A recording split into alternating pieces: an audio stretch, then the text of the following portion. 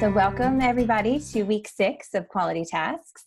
We're super excited to look at some more brave people's tasks as we move into breakout rooms today and look through that task workshopping protocol to provide some feedback and continue coaching each other to that quality good to go task, which is our overall goal, right? I want to definitely say thank you for those that offered their tasks last week, because I know that can sometimes be a challenge. So Monique and I are really grateful that you were willing to share your work with us and listen to some feedback, make some changes and edits. And also for those of you that are presenting today or showing us your tasks today, for the next week, our asynchronous work will just be to continue revising your task. So you guys won't have to go back into the courses unless you need to. This is the real time for you just to focus on that development. Take some of the comments and feedback that you've received from Monique or myself or a few others to make sure that you feel confident as we're moving into the last few weeks of this offering, which is so hard for me to believe. So as we always do, I'm going to start by sharing our syllabus and just showing my screen here so we can look at kind of what our focus is for the day. All right, so I'm in week 6, and as I said, we're going to spend the majority of our session in those breakout rooms today using the task workshopping protocol and a few other resources to really check for what's quality about each of the tasks that we're working with. This is also such a really nice time to really listen to the author and figure out what their goals are, and then read that task, take a look at our focus cluster, and figure out how we can help them reach the goals that they had for their students. And it's important for us in this process, and especially just reiterating today, for us to continue remembering that we're doing this kind of under 2 different hats, right? We're asking you to go through this process as a leader later on, but for this type, we're talking about learner strategies, like what are you learning about your development of tasks and how can you use that to support others as they're writing tasks or choosing modules in the library to support their students in their classrooms. So kind of keep those different ideas in mind because we're going to reference them at the end of our session. And otherwise, you can see our asynchronous work is pretty straightforward. We're just going to ask you guys to revise your task. Take a look at the overview, which is that section for teachers. So we'll make sure to talk a little bit about that in our breakout sessions today, as well as your background for students and kind of what information could be housed in both of those places to provide a reviewer more information or a teacher more information about what this module is all about. So that's going to kind of be our focus today. I am excited to see you guys again. I'm going to stop sharing my screen and revisit one of the questions that we had as a reflection from last week. So last week, we had our first opportunity to go into breakout sessions and look at different people's tasks. And we've also shared some nice resources like the responsive coaching questions and some other documents that can help you coach others. So one question I had for you just to think about and then share in the chat as we get ourselves started today is which resources have been the most beneficial for you when you think about that coaching role so far? What's standing out in your minds based on what we've done these last 6 weeks together? So I'll go ahead and type a form of that question in the chat, give you a few minutes to reflect and respond in the chat, and then we will go ahead and get ourselves moving into breakout sessions, okay? All right, that question is in there. I'll give you just a few minutes to reflect and then we will get started. I'm seeing a lot of themes here. Pitfalls seems to be a handy document. That's why we tell you to keep it in your back pocket, right? Always keep that on hand when you're looking at your task or other tasks because it's a quick glance to see what's standing out that could be problematic right away. And that, of course, would take priority. Remember, we talked about how to figure out which feedback would be the highest priority to provide for the people that you're working with. You could use that document to guide you there as well. I agree. A. Baker, is it Angela? What's your first name? I don't know if you can hear us. Angela, that's what I was guessing. Yes, good guess. Angela is joining us from another session, but she said the content still remains a little daunting, and the skills list itself, which is something we don't have to necessarily think about right now, which is good. A long time ago, when we started working on LDC, we used to have people build modules in a series of a couple days. And that sounds completely crazy to me now because we found that it's just not possible, right? For us to really think as intentionally and deliberately about what we're expecting from students and how to design these tasks using standards in this really thoughtful way when we're pushing it to, finish so quickly. And so now we spend just this whole first semester focusing on the task itself and then looking into skills and instruction that next semester. So it's okay if that feels really heavy and a little daunting right now. I hate to say kick the ball down the road, but that's kind of what we're going to do. Think about it later and just focus on designing this task really, really well. But thanks for joining us, Angela, and sharing that. Anybody else want to speak to kind of what's been helpful so far or anything else you were reflecting on in the chat? Give you a minute.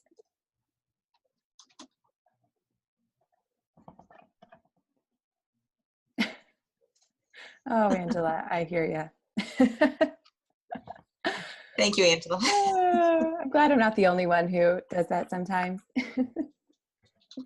All right. Well, if there are no lingering and pressing things that you have to share with us this morning, I'm going to send it over to Monique so she can get us set up and get started.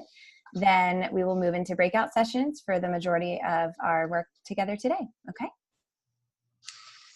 All right. So first off, let's remember to have those tabs open, one to our learn and one to our leader just as our help, but also as we're going through, we're going to be sharing our screen with you and having our the task up. Sorry, my brain is not functioning. It must be too early in the morning. And so we're going to have the screen up, the task up, and then we will go through the task protocol. And I'm going to right now put the links in for the documents that we want to have opened up.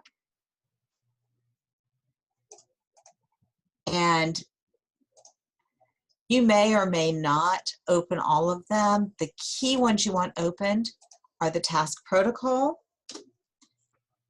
And for me, the task templates are really important when I'm talking about a module. And then the task pitfall checklist. Of course, I'm old school and I cheat, and I have the paper copies on my desk because it's much easier for me to have them spread out in paper and then I can look on the screen. So whatever works for you, and I see lots of people nodding, yeah, whatever works best for you, but I'm going to give you a minute to pull all that together and see if there are any questions on where we go, and then we'll look at the task protocol. So just a minute to pull up what you need to pull up and look at what you need to look at. Monique, yes, go ahead. Sorry. I'm going to go ahead and share my screen with the task protocols. That's what I was going to ask you to do. We are so in sync today. We are so.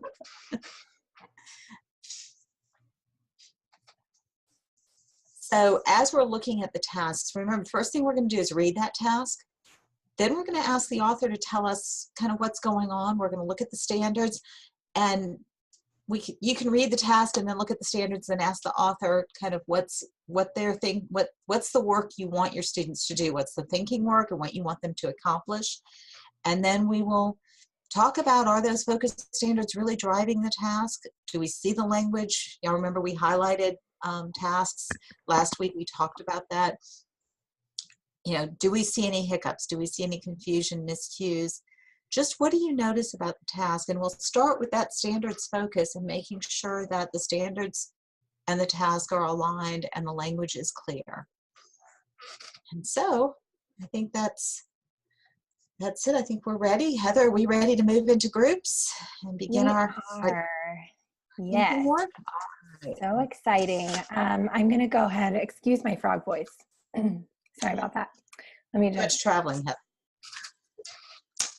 I know. I got home at a very early hour this morning. I'll be honest. This is why I sound like a frog. So I do apologize. Okay. So I do have breakout rooms ready. I'm going to go ahead and open the rooms, but I'm going to remain in the main room just to make sure everybody gets to their location. So for those of you in breakout room 1, do not fret. I will be there shortly. But we will see you guys in about 20 minutes, okay? Have fun. All right, feel free to unmute yourself. We have a few different people in our group today. And what's interesting, since our numbers were a little bit lower as far as attendance goes, is everyone on here, except for Jennifer, who we looked at yours last week, and Kelly, and we looked at yours last week, gets to share their task. And that's not typical. Usually we have several people who don't have the opportunity to share just because of time. So I'm really excited that you guys get to kind of experience that from both ends from this group. I would like to ask, since we had 3 different groups sign up today, would anybody like to go first? This is a unique situation. Lana, who's in the room as well, we are working on the task together. Yes. So let's go ahead. That way she and I both can hear the feedback. Yeah, that sounds great. So Charlotte or Lana, would either of you mind sharing your screen and pulling up your module? I don't care to at all. I don't know how. Okay. If you tell me how to do that. I will definitely try and walk you through that. So if you have your module pulled up as a window already, then Yes. pull back your Zoom window and scroll your cursor down towards the bottom. And you'll see a green box with an arrow coming out of the top that says share. Once you click that, it will give you the option to share your screen. Okay. What I'm going to do is share the link to yours in the chat as well to make sure everybody has an opportunity to take a look while you're getting yourself set up. Did that work? It did, yes. Okay. You can see it. And for those of you, just before we get started, if you are like me and you like to have the task open on one tab and the workshopping protocol on another, when somebody shares their screen, if you scroll your cursor to the top, you can exit full screen so you can still see your documents and your other windows. So take a minute to make sure that you're set up, since we'll be asking, obviously, each of us to participate. I know that's something that really helps me, and I just wanted to call that out in case I hadn't in the past. So with that, let's start just by asking you guys, I know typically we read the task first, but I want to make sure everybody has an opportunity to get there. So you can scroll down a little bit and we can get ourselves started. Okay, so let's take a look first at our task, since that's our first step in our protocol. It says task template IE2, so we chose informational and explanatory, and this is for 11th and 12th graders? Yes, English 11 course. Got it, okay. So our task is, does life imitate art? After reading The Crucible, write an essay in which you describe how the major themes of irony, hysteria, reputation, and power and authority parallel modern society. Support your discussion with evidence from the texts. Explain how the thematic examples from the text, The Crucible, and current events are related. Okay. So step 2 is then to ask our authors just to share a little bit about what their intentions are for the task. So we'll go ahead and just ask you guys, what did you hope to accomplish with your students in this task? I'll start and Lana jump in at any time. Of course, The Crucible is a standard, especially here in our school, and it was written during the age of McCarthyism, and they make that connection, but there's just so much going on in my mind in current events that those themes play out. And I think it's important that students understand that they're reading something, but it's playing out in real life as well. Right. The themes we were trying to get, our thought process is having the students connect the book with what the current events were in real world, and also looking back at the place the book was written from. So. Okay, thanks for sharing. Let's scroll down and take a look at our focus standards.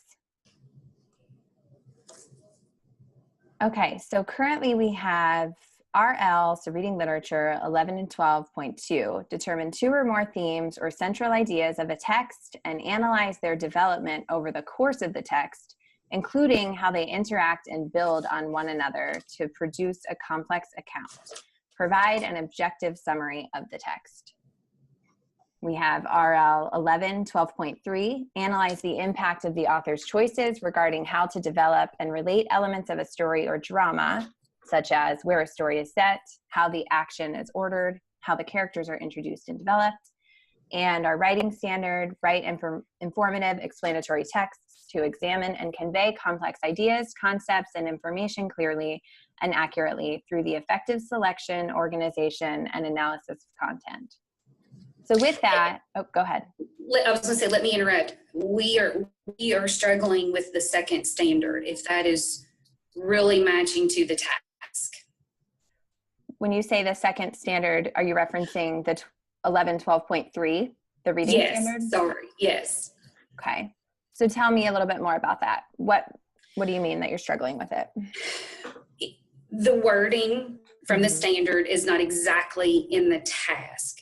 So for us, we're inferencing that the elements of the story and how it is set and how the characters are introduced would come out in the writing when they're citing. Mm-hmm. But I'm not confident in that standard or that task. Okay. Well, I mean, I can tell you right away, I see plenty of evidence for the first standard, right? Mm-hmm.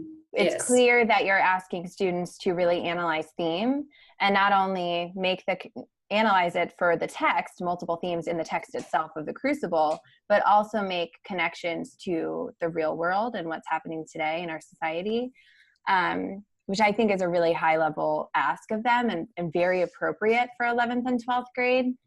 I guess my question would be, and this is totally for the group too, how are you exposing them to what's happening in society, right? Because there's multiple, we'll ask you that. Go ahead. Okay, so we have attached several documents. Okay. And we're not totally satisfied with the documents. I'm a little concerned about bias, but I thought, well, I'll just leave those to the side for a moment. Mm-hmm. But the idea is, as they're teaching the Crucible and they're teaching these themes, they're making the connection to and why the author wrote it. But also the idea would be to bring these current events, whether it's using these articles, clips, news clips, so on. So that's where they would get their context from. Yes, if you see the text that's below the standards, you can kind of see the titles and see how those are referenced. Okay, let's take a look. If we can scroll down a little bit, we'll take a look at those. Because what I want to do, I know you started, Charlotte, by saying you're unsure of the reading standard. And what I want to clarify to make sure I understand is how you wanted to use that standard. Like, what was the purpose of choosing RL3? The purpose in choosing it is to us, the author's choice of those themes, the author's choice of playing out that character development, but at the same time, the character development in current events. If you can call those characters, but. Right. Yes, I totally hear what you're saying. So showing us the text, we can see we've pulled a text about Donald Trump and politics and paranoia. We have the Crucible featuring. So it looks like the connections in the text are similar to what you're asking them to think about. Mm-hmm. And so is that why it was chosen? Because it seemed like a nice fit for them to make the connections just taking a look at the texts. Yes, don't you agree, Lana? Yeah, I think in that standard, we talk about analyze the impact of the author's choices. So, and then referencing back in the Crucible, the choices of what the theme was in that author's context, as well as one of the readings. So I want to open this up to the group because we've heard a little bit from the task authors. We've taken a look at the task itself. We've looked at the focus cluster. there's one question on the workshopping protocol that we haven't really talked about yet, and that's next to number 5. We talked a little bit about 4 of whether the focus standards are clearly driving the task, and we said we saw evidence of that first reading standard, and we're still kind of trying to find the fit of the second one. But is there anything standing out to you that might cause hiccups, confusion, or miscues for students that would make this not yet good to go, in your opinion, or that you might have a question about since we have the authors here?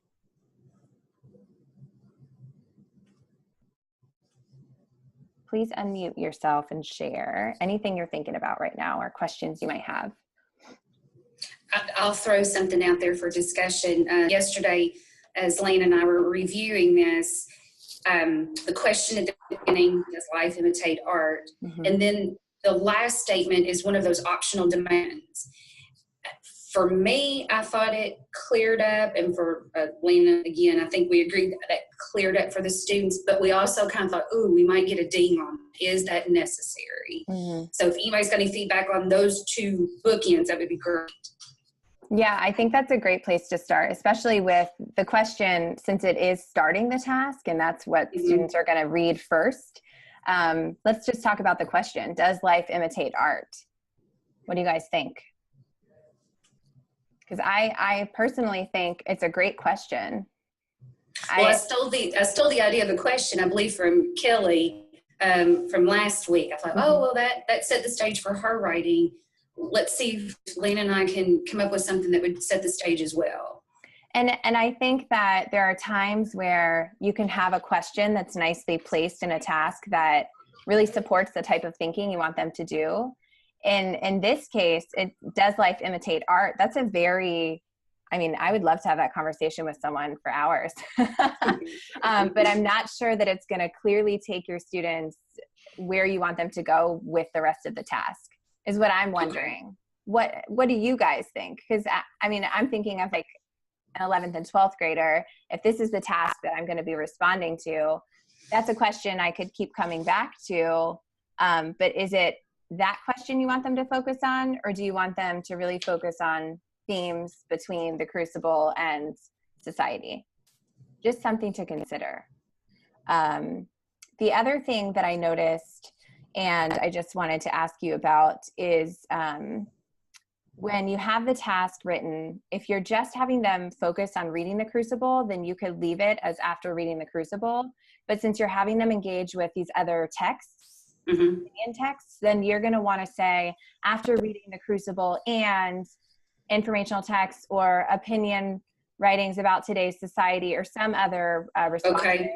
So that way teachers that would pick up this task to use know that they're being exposed to more text than just the crucible, and students will remember to reference their evidence from those other texts as well. Yes, I can totally see that. Yep. And that I'll be honest, I didn't have an opportunity to go through and open all of the texts and read them. But my only other ask of you guys would be to make sure, because I know I've done this before when I've developed a task, make sure your texts are not, even if they're really interesting opinions, and getting them possibly more engaged in the crucible, because you know that they're going to make these connections to what's happening today, which is more relevant and important to a lot of them. But make sure that those other texts are not explicitly answering the question you want them to answer. Okay. You know what I mean? Because if the texts themselves show you exactly how the crucible and some issue that's currently happening right now in modern society is connected, how much thinking are the students actually doing, or are they just going into the text and finding their evidence and responding? So trying to make sure that they have the opportunity to really go deep, and that it's not answered for them in the text. And I haven't looked at the text, so I don't know if that's something that's something Lena and I have talked about. We need to go back through and make sure, again, bias and making sure covering lots of sides. But I had not considered could they answer it in one text? I had neither, and after reading them, there could be a possibility of that opinions happening with connection to them, but I agree. Awesome. Well, hey, thank you so much for supporting us and giving us this conversation. I know we have a few other groups, and so if there's nothing else pressing, I would like to make sure we can move on and try and take a look at another task. But I think it sounds like you guys are having really fantastic professional conversations about decisions about this task and how to drive students in the right direction. So I'm really looking forward to seeing any revisions that are happening. And if you guys have more questions or need more information, and we'll talk about how we can set up a one-on-one for each of us later for everybody in this group. Great. Thank you. Time. Thank you. I really appreciate it. All right. So I will have you, Charlotte, scroll to the top of your screen and stop sharing. Oh, you did it. Good job. All right. So we had two other groups that were willing to share. Who would like to go next? Amy and I can go. That sounds wonderful. Would either of you be willing to share your screen while I share the link for your module in the chats? Amy, would you like to share? I can share. Thank you. Access to the text. We're in a unique situation as well. I'm assistant principal at our school. Amy is a special ed teacher at a school. So we're working together on this second grade science module. It's over how the earth moves. So the students are going to use informational text and use evidence from the text to support their answers of how earth events can occur quickly or slowly. All right. Give everybody a minute to pull that up. So we'll go ahead and read the task, and then we'll see if there's anything that you guys want to add about kind of why you chose these standards or kind of what your goals were. Is that okay? Yeah, that's great. All right. Do you want to read it, or do you want me to read it? You can. All right. So task template IE2, it's another informational or explanatory task. And again, this is for second grade science. It says, after researching informational texts and viewing videos on land changes, write an essay in which you describe how Earth events can occur quickly or slowly. Support your response with evidence from the text. Okay, so I'll give you a minute to kind of let that digest. And Amy and Brandon, is there anything that you want to add about why you chose these standards or how you developed this task? We worked with the second grade teachers to develop a science. We asked them if they wanted science or social studies so that we could bring in more reading instruction within those disciplines. So they gave us the science and we picked this standard. And we chose RI23 because of the series of scientific ideas, because there's several Earth events that we can talk about that occur quickly or slowly. And then the writing 2.2 is just write an informative explanatory text where they introduce a topic and use facts to develop their points. All right, so with that, I think Amy led us nicely into taking a closer look at those focus standards. Where do we see evidence of the focus standards driving the task? This is open for the group. Can you see evidence of the focus standards driving the task? And if so, where? For the writing, we see that in writing an essay. Absolutely. And essays are okay, right? They're things that kids need to do. And in second grade, I wonder what their response would be to that. Like, oh, I'm writing a whole essay. One thing I was thinking about, since this is science, is there are certain scientific products, even in second grade, that we could think about that would make this sound like, you know, an investigative report, or like something that could fall deeper into a science discipline. I'm not saying an essay is inappropriate by any means, but I always just want to give you more things to think about. And so one resource I'll share with you guys is, trying to pull it up and make sure, here you go.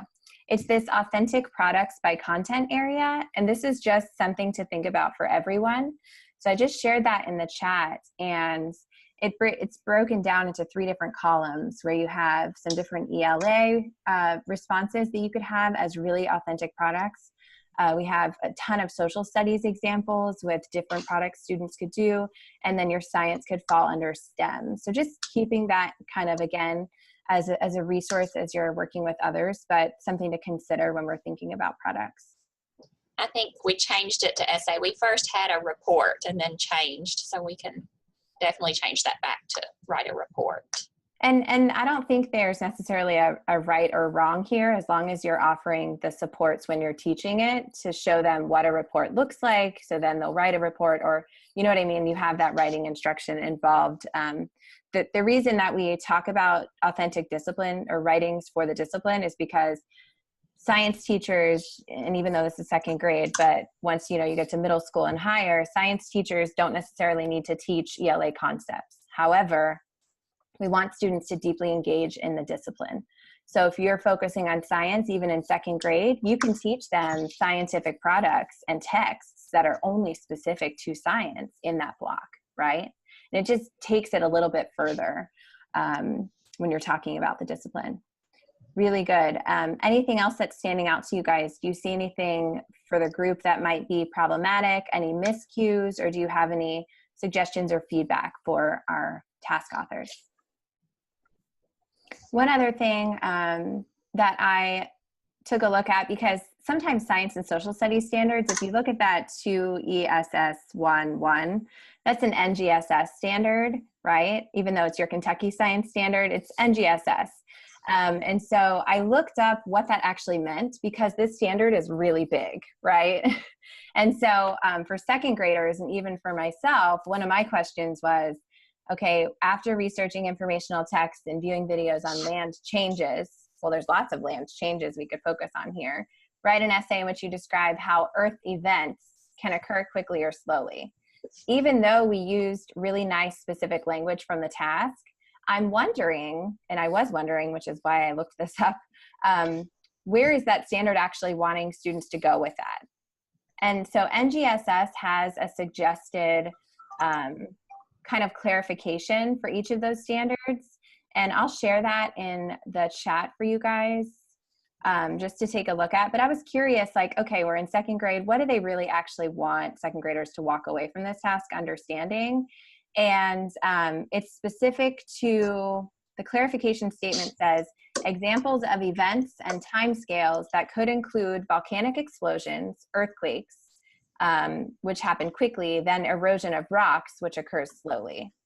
And so to me, that helped me refine, where do we want our students to go and what type of text might I choose or use? They're going to be specific to, maybe it's just earthquakes that they're looking at, right? And describing that and comparing it to erosion of rocks. Or maybe it's the volcanic eruptions, and they're looking at those two and how they're similar and different. In this case, it looks like you're asking students to describe how it can change quickly or slowly. And I'm wondering if, I didn't take a look at all of your texts, but I'm wondering two things at this point. If they're researching, are you giving them all of these texts and letting them choose?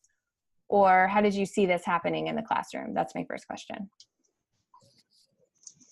Most of the texts talk about the weathering and erosion, and then volcanoes and earthquakes. Mm-hmm. And so we were going to let them choose events that can, like an event that can occur quickly and describe that, and an event that can occur slowly and describe that. Okay, I love that. See, and that's what I was unsure of. And I'm wondering if, since I was unsure of it, if we could provide that in the task somehow.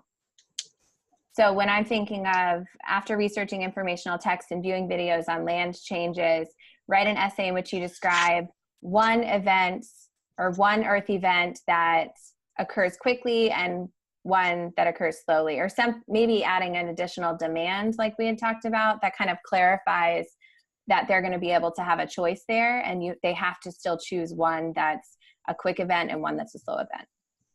That would be something that could clarify that, because that's what I was hoping you would say, as far as giving them the option and having a multitude of resources. About 20 more minutes. That's good for engagement as well. Let's do about 20 more minutes.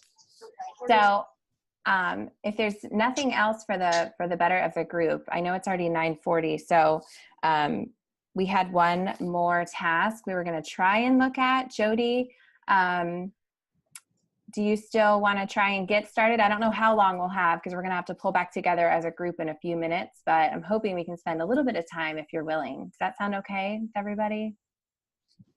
Amy and Brandon, did you have any other questions about your task as you were kind of going through this process?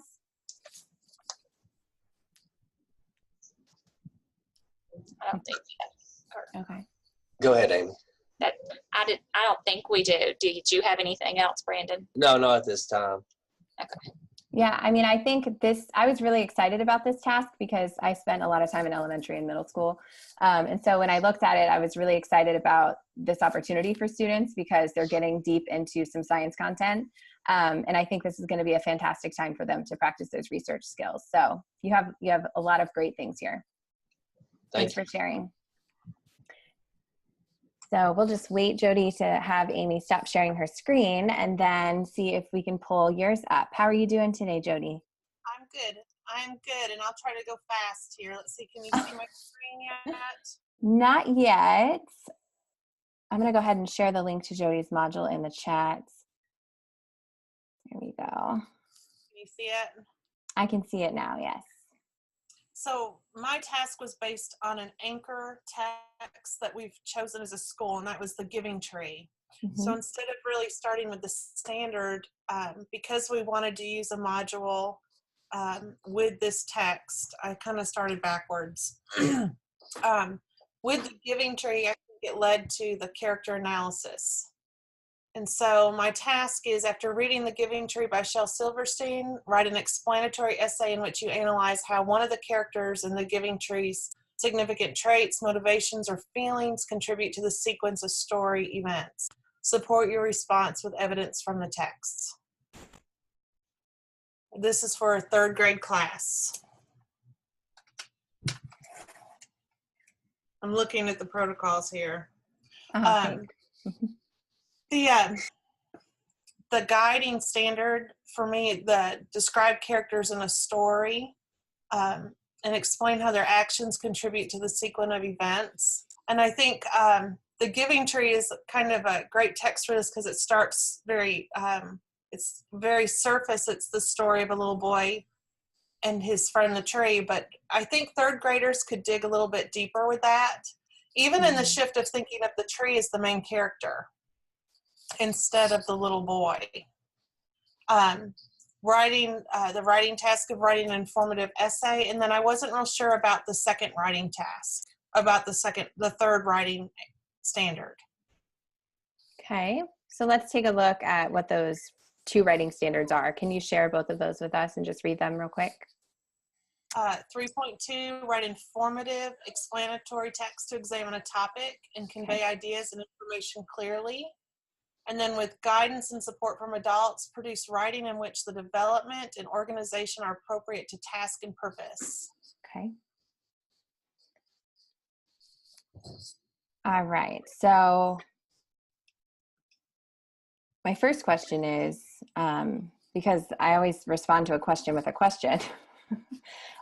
Jody, when you're thinking about what you really want your students to be thinking about, or the students that will be engaging with this task to deeply think about, what do you want them to, how do you want them to approach reading The Giving Tree as far as thinking goes? I know that you want to focus on analyzing the characters and how their motivations, feelings, and all of that contributes to the sequence of the story events. But typically in an ELA focus cluster, we see 2 reading standards, right? One that's kind of used as our content standard, which would be your RL 3.3, but another one that can help lift the thinking for students. And so since you were already asking about the writing standard, I'm wondering if that doesn't feel like a right fit, because with guidance and support from adults, produce writing in which the development and organization are appropriate to task and purpose. That's probably a writing standard that you would always want to use with 3rd graders. And so in this case, it doesn't necessarily need to be a focus standard. If you're having them write informative and explanatory texts, that could be your focus standard for writing. And then we could think about some options of how to pull an additional reading standard in to lift the thinking for students. The Giving Tree, I'll be honest, is one of my favorite books in the whole world. So I was, again, excited to look at this. There's so much that people can learn from reading the book. But with that, I know that the reading level it's just below third grade. And so my wondering was, are they reading this independently? Or how did you want them to engage in this text? Well, I think it could be read independently, but I almost see this as a, I would see some tasks of almost student questioning, guiding that reading of that story. So in a sequence of events, they're gonna look at the story and create their own questions about the tree, and why does the tree keep giving? Why does the boy keep taking? And then through discussion. So if the text level's low, can we raise the rigor with the discussion and the analysis? Yes, so that's what I'm saying. And I'm going to pop the link to some other third grade reading standards so we can all take a look quickly and see if we have some suggestions about how we could raise that thinking. Because I really like what you just said, Jody. And I think that what you have is really solid. I just think there's an additional ask that we could have for students to still make this text appropriate. And it's just finding the right standard to support what you just said of having them think and question and continue referring to the text. So without using 3.1. Without using 3.1 or 3.10, right? 3.10. And I mean, you could do something like 3.6, distinguishing their point of view. You could have the boy's point of view versus the tree's point of view, and have them look at how the author uses, the text and the dialogue and the interactions between the two characters continue to be their focus. And that would be really nice, because then third graders are not just thinking about who the characters are and what their motivations are, but how the author specifically structured the book that way to think about, in the development of those characters. And so that could be a really nice one. What else is standing out? I thought 3.7 possibly, if you look at the text illustrations, to contribute to to emphasize the aspects of the characters. Yes. I like that, 3.7. Yeah, because that book has a really great example, such good examples of that. I think that's a good point, Amy. I like that, 3.7. And that, I mean, when you're thinking of what we want students to do with ELA and how to engage in that content, is having conversations about how the author and the illustrators are connecting those ideas. And that's not something we always explicitly talk about, right? So teaching them to think that way in an intentional purpose and giving them a task like this and an opportunity to use Shel Silverstein as an example, I think would be really nice as far as ELA discipline thinking goes. So I hate to end this short, Jody. I feel like we could spend so much time doing this, but it's already almost 9:50 and we need to head back to the whole group. So to all of you that shared, thank you so much. I really appreciate it. I'm super impressed with what I've seen you guys come up with so far, and some of the comments that you're leaving one another using the resources we've talked about. So what we're going to do is bring us back to the whole room and show you how we can set up some one-on-one conversations to continue this in the future. Does that sound okay with everybody? Sounds good. All right. Hi, everybody. I'm sorry. I just saw that you are all back. Monique, I'm sorry. I totally got lost again with time. I just could stay in those breakout rooms forever. We had a lot of really great conversations. And I think you guys had an extra task, so. We did, yes. So thanks for giving us time, everybody, to look at that. So as we did last week, we kind of came back together, whole group, and took a metacognitive step back to just rethink about what the experience was like, whether you were providing feedback for others or receiving feedback, and kind of what your takeaways were. So I'm going to post a few questions in the chat that I'm going to ask you to just kind of stop, let it sink in, think about how this is resonating with you as far as being a leader and a learner, and have you guys post those in the chat, because Monique and I do go back and actually read the chat and spend a lot of time following up with those. So I will post those now and give you just a few minutes to reflect on the process, because I would love to hear how it went. Woohoo. There's the Friday energy I need. Do you want to share a little bit about what changes you made since we were not in your session, or what you're thinking about doing after the workshopping? Rebecca? Yeah, well, we like the idea of how it was suggested that we convert some of our tasks into a question, which was really good to prompt the students. And I love the idea of it was brought to the table about creating an overall health plan, which kind of gave Missy and I an idea of making it into a live Google Doc that is a continuous working document for students to add and subtract and correct and get feedback from peers and teacher. Oh, I love that. Awesome. Feedback is so important. As a literacy coach, everything in workshopping I can use. Good. When coaching others, I'll start with standards.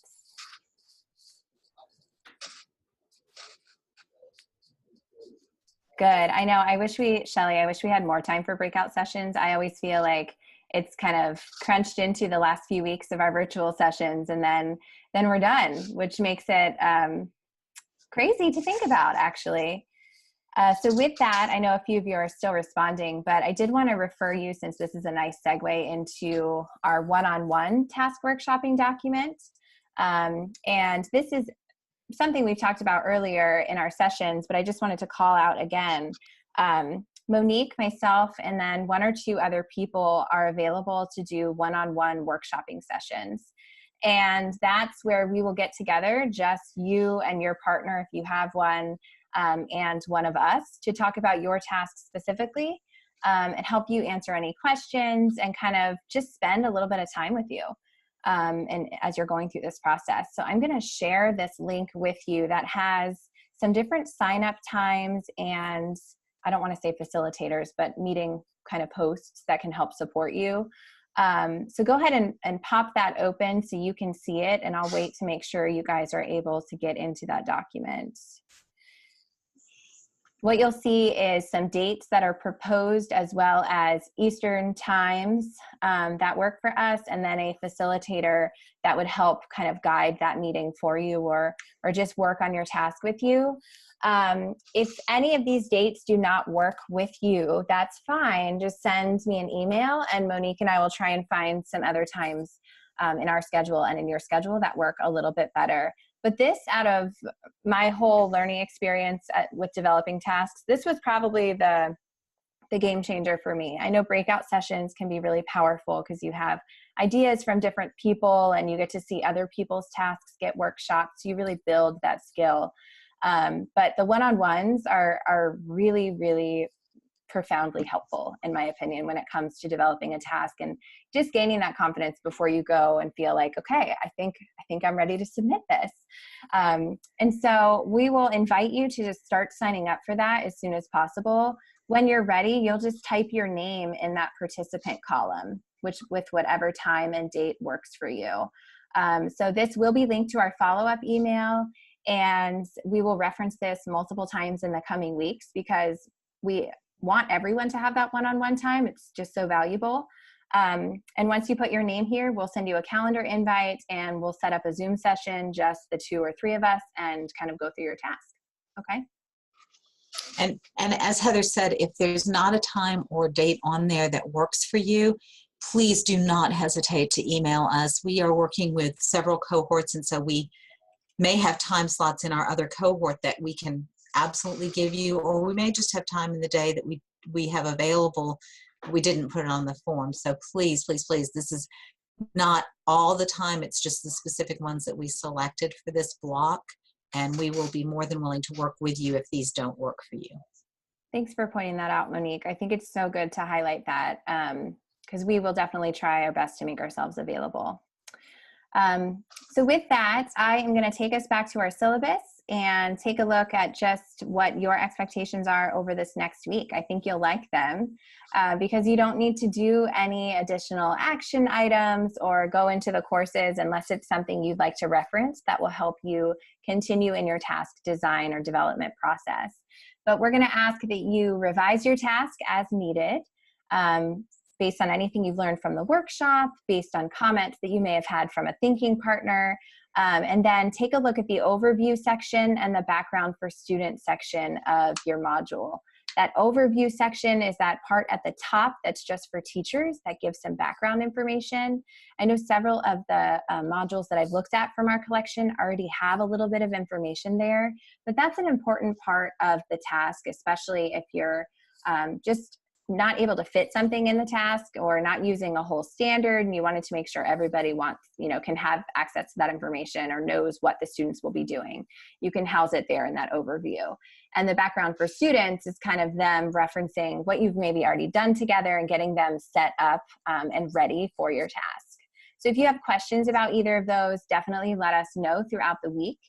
Otherwise, we are at 9:58, and since we have about 2 minutes left, we're going to go ahead and ask each of you to unmute instead of chat and do one word whip. So one word or phrase that's really resonating with you from today's session. And everybody's going to go ahead and do it. So as soon as you are ready, unmute and you can start sharing. Collaboration. Ooh, two at the same time. And the same word.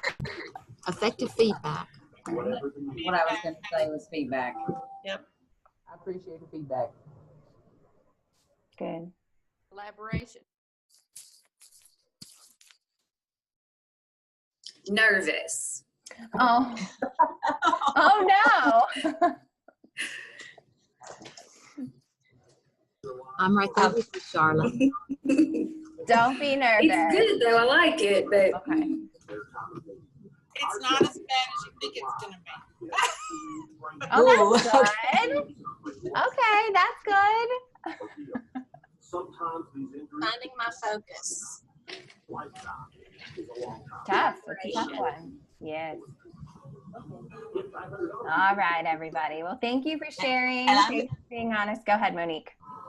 Well, and just FYI, I've found that the Learn tab is my friend.